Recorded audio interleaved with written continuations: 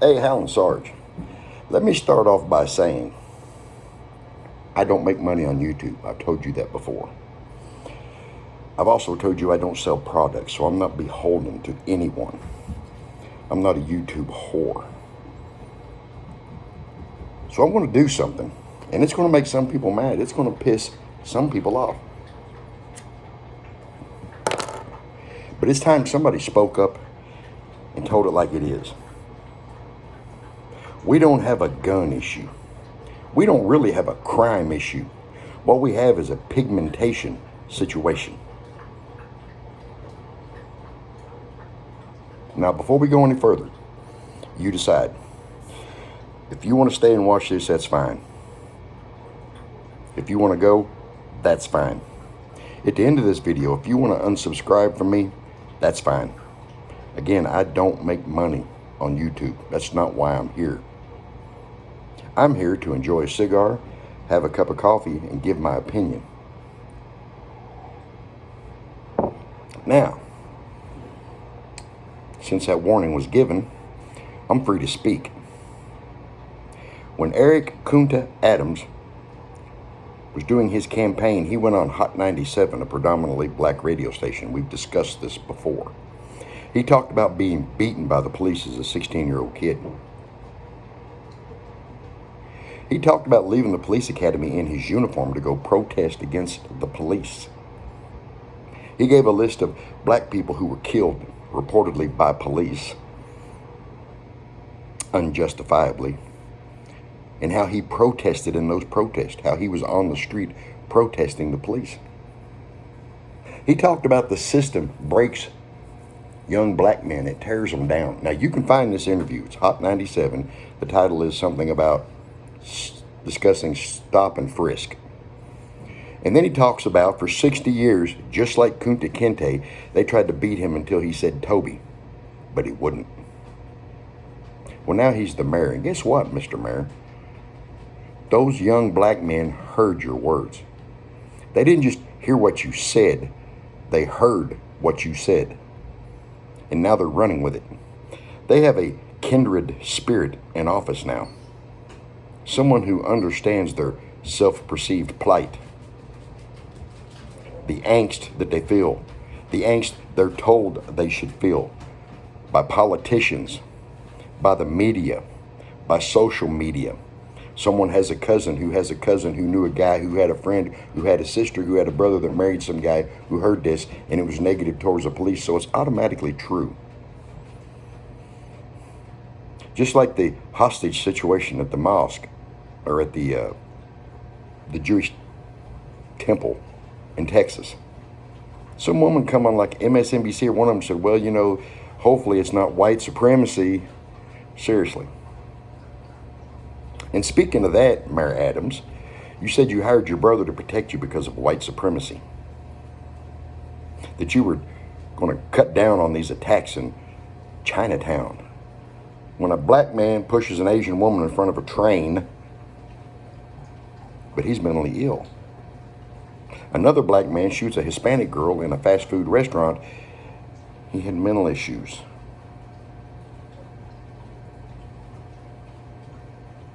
Just last night, a 61-year-old man again was pushed onto the tracks in the subway. The description, a black male, approximately 20 years old. What we have is a pigmentation situation. The politicians have created this. The media has created this. They've created this angst that all these young black people are feeling, that they're acting out on. Newsflash. You, your grandparents, or your great-grandparents were never slaves. You know who should really be angry about slavery right now? Who should really be pissed because America was involved in such a heinous act? It should be the white people, because we're the ones right now having to suffer for it. We're the ones having to put up with the bullshit, get called names, get accused of shit. You want to get in my pocket over something I had nothing to do with. And this is just the politicians, your white Democrat slave masters, filling your head full of this bullshit. But then they want to play dumb. They want to play dumb. Eric Adams and his commissioner talk about, well, there are small pockets of people. Well, there are groups of people. They're called fucking gangs, Eric. Say the word, gangs. Predominantly black gangs. Hunting down other black kids. They're so bold, they're doing it in broad daylight. They're walking into stores and killing each other, knowing they're going to be seen. No fear. They have become so desensitized to the life of other people that they don't give a shit. If you look at them wrong, they kill you. If you walk on the wrong street, they kill you.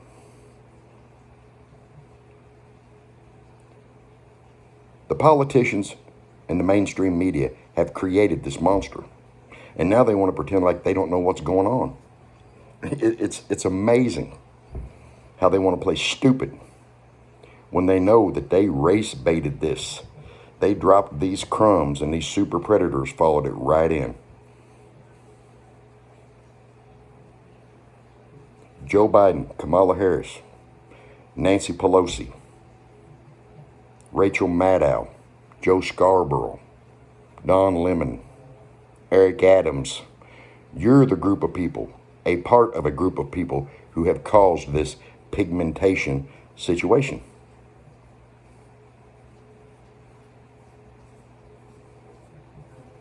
Oh, but Sarge, you don't understand the black culture. If you want to go back to Africa, squat in a mud puddle, and eat elephant shit sandwiches while flies land on your lips, go for it. But you're in America. America. No one here hates you as much as you hate yourself. And you hate yourself because your Democrat slave masters have told you to hate yourself. You're killing each other in the streets. It's not white supremacy. It's not police officers hunting people down. It's not police officers chasing a 13-year-old kid down the street and shooting them in a damn convenience store. It's black gangbangers, Eric Adams. Say it. Gangbangers. Black gangs. Say the words, Mr. Adams. Look, you guys have created this Frankenbro, and now you can't reel it back in. You've released these super predators. The zoo doors are open, and now you can't rein them back in. You better release the hounds. Release the hounds. Put them out there. Criminals in Illinois break into stores, steal cash registers, clean out all the cash. What do they do with the cash registers? They throw them on the governor's front lawn. Now, that's not like having a horse head in your bed in the old days, but it can still be construed to have the same meaning. It's a warning. Mr. Adams, Mayor Adams, you talk about riding the subway. You proudly talk about riding the subway. Those days are soon to be over. Those days are soon to be over. Because as soon as your political balls drop and you start actually saying the words gangs, when you actually start admitting publicly that gangs are the problem, guess what? Your brother probably won't be enough. You probably won't be standing outside a hospital, sadly, with hundreds of other officers and 5 van loads of super predators pull up and start spraying everybody. Can it get that bad? You damn right it can get that bad. They're getting bolder every day. You have poured turpentine on the ass of the super predators and let them loose. And now you can't shut them down. You want the state and federal government to come in. No. It's your baby. You name it what you want to. But its birth name is gangs. Say the word, Adams. Gangs. Predominantly black gangs. We don't have a gun issue. We don't have a crime issue. We have a pigmentation situation. But as always, that's just my opinion. You can take it with a grain of salt. This is Alan Sarge. I'm out.